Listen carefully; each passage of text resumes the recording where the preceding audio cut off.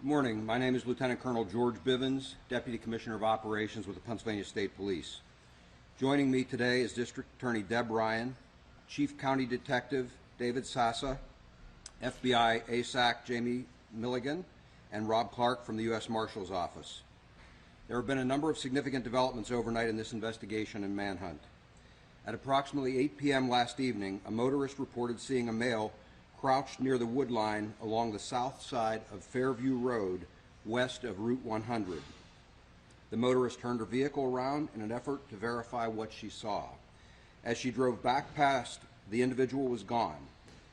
We had a large number of troopers already in the area and utilized them to form a perimeter around that area.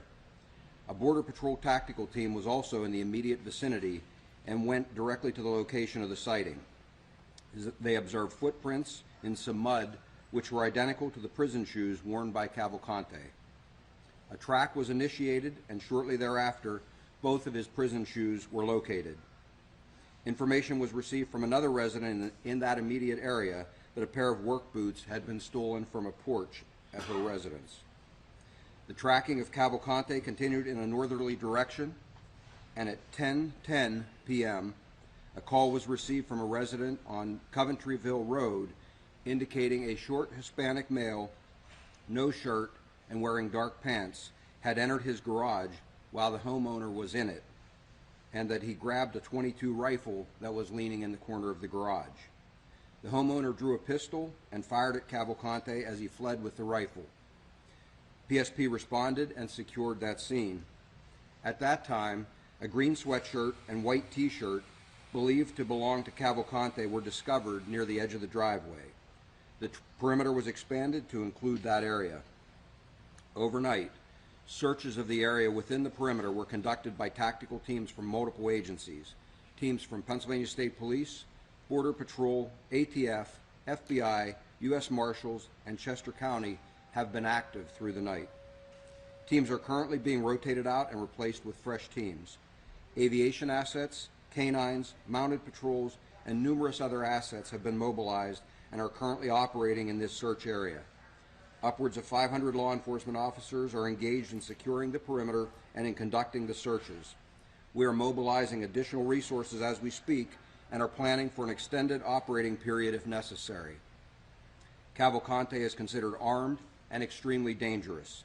He is now armed with a .22 caliber rifle with a scope and flashlight mounted on it. Throughout the night, we sent several reverse 911 messages to residents within a 3-mile radius of this incident, as well as posted information to social media in an effort to inform the public and to keep them safe.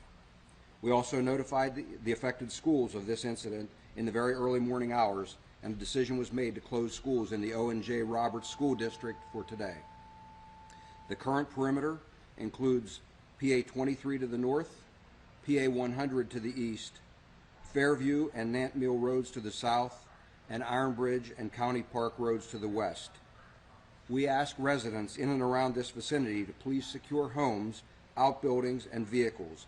It is imperative that anyone with information about Cavalcante contact us immediately so we can act on it in a timely manner.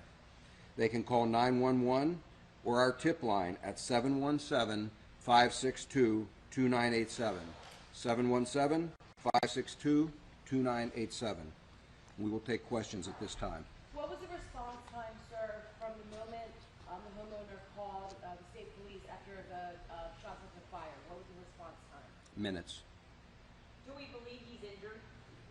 We have no reason to believe that he is injured as a result of that shooting. Colonel, do you think he's still trying to hit south eventually? I think he is just trying to survive and avoid being captured right now, sir. Yes. How does that change your tactics when it comes to the fact that he's not considered armed? We have considered him dangerous right from the very start. It changes nothing. We have always considered him to be a risk. We just now absolutely know that he has a weapon. Do you think he knows where he is? Yes. He knows where he's been there I think, before? yes, he has been in that area before. Do any homes need to be evacuated? We're not evacuating homes at this point. We're asking residents to be vigilant and, again, lock their doors, call us if there is any issue or any concern on their Is part. he getting help? Between the homeowner towards Cavalcante.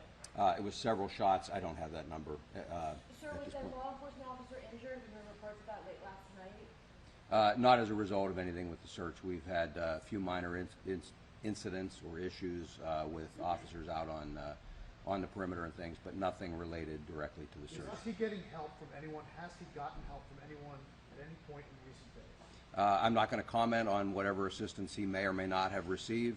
What I will tell you is that at this point, I believe he is beyond assistance, and he is in that perimeter, and we will actively hunt until we find him. Now that you are cooperating with the investigation, is he fully cooperating? Yes.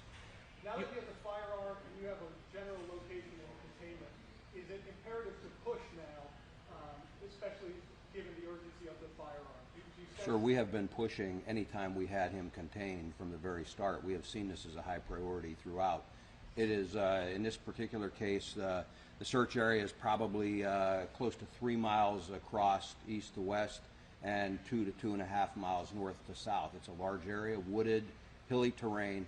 It's not something that it's a matter of just sending a few people in and searching. As I said, we've had a number of tactical teams operating in there through the night. We continue to have teams operating in there now. It will take a long time to clear that entire area, and we will continue until we do locate him. You talked about how difficult the area around Longview Farms was to search in. Is this a similarly difficult, more or less difficult? Some similar challenges. The difference here, it's a little larger area. And so anytime you're in an area like this, you can imagine if you went out and took a several square mile area and had to try and find a single person who is trying to hide, it's a challenge. Do you consider him contained now in that area? As I've said before, no perimeter is ever 100% impenetrable. We have absolutely stood up a very strong perimeter. We will do our very best to contain him in there and to capture him. We saw some boats being driven in. Are there any creeks or waterways in that area that you guys can search in? There are some creeks in there, yes. And sir, Precautions are law enforcement taking right now that he is armed and dangerous? Are the officers instructed to wear tactical gear? The officers have been wearing their gear throughout this entire search. Again, we have always considered him dangerous. We just know, we now have confirmation that he has a firearm. The tactics are the same. How did he get the ammunition? Is the ammunition It was with near the firearm. near the right It was with the firearm. sir, Sorry? he's so It was with the firearm. Sir, he's so close to French Creek Park right now. I know that tunnels were a factor potentially in the Longwood area. Are you all searching hyper-focusing on the tunnels from where he was last spotted last night? Because if he was in the tunnels, he could potentially get away. We are focusing on that entire area again. We have supervisors on the ground out there assessing any issues or risks of escape, and we are trying to address any possibility out there. It sounds like these residents contacted officials pretty quickly. The fact that the tactical team was able to see the fresh prints, identify them as prison shoes. What happened? Why weren't they able to find him? They have been searching for him. It was only minutes, but in that amount of time, he traveled a significant distance. We've been utilizing dogs, and we've been utilizing tactical teams. So, again, just because we find a footprint doesn't mean we necessarily know which direction he traveled. And in fact, he had traveled south and then went back north. So it's not a matter of just charging into the woods and knowing that, it's that away.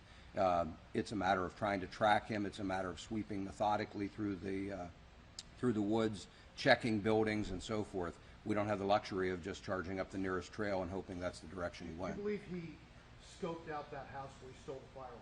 He went to the garage, the firearm was laying there. Had he been watching that house? I don't believe so, sir. I think at that point he was being pushed by the teams that were pursuing him from the original sighting. I think it was, in my opinion, I believe it was a crime of opportunity. I think he went in there probably trying to hide. The garage door was open. He didn't, I believe, recognize that the owner was in there, and I think he was probably looking for a place to hide, ran for that garage, saw the firearm, grabbed that, encountered the homeowner, and fled with the firearm. What's the square mile area now that you are searching? Do you have an estimate?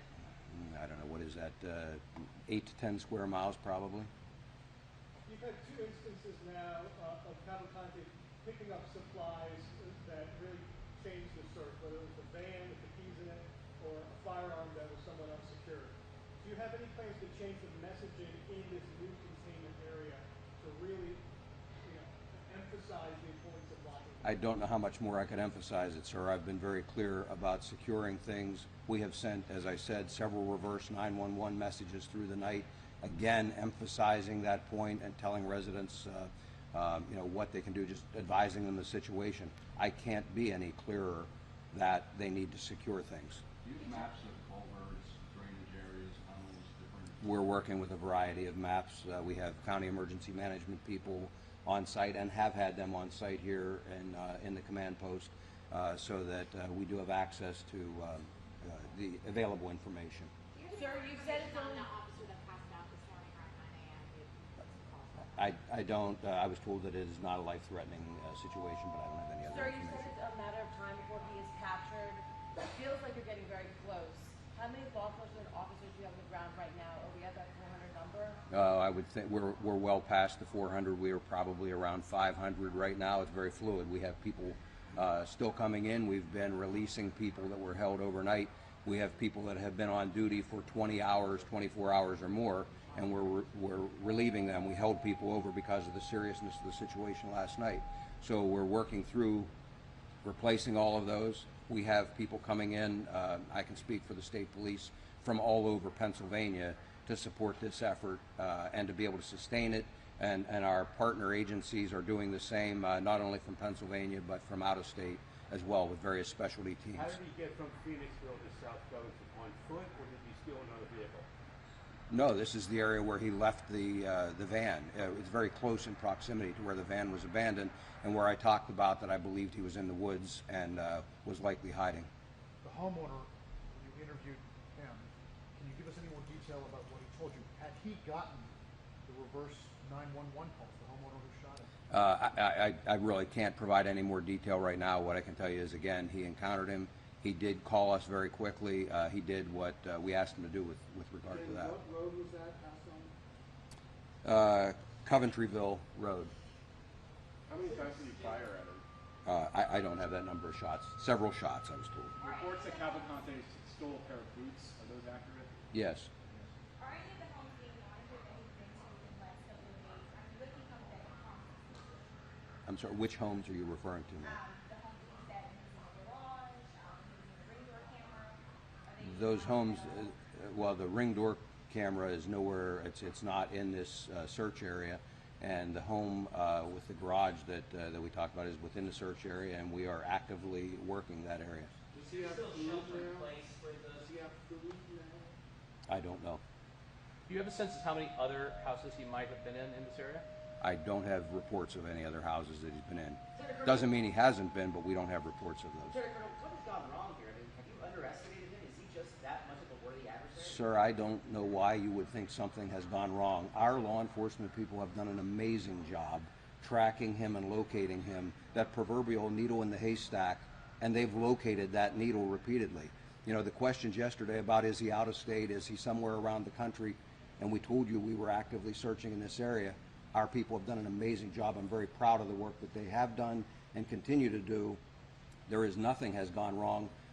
Our agencies are all working very well together, and I believe we will be successful in the long run. Colonel, does this change the posture of how your troopers and law enforcement in the field pursuing him now that he is armed? How does that posture? We have always considered him to be very dangerous, and I have stressed that in every one of my press conferences and every briefing that I have given to our people that are out there searching. We considered him desperate. We considered him dangerous. All this does is confirm for us that he has a weapon.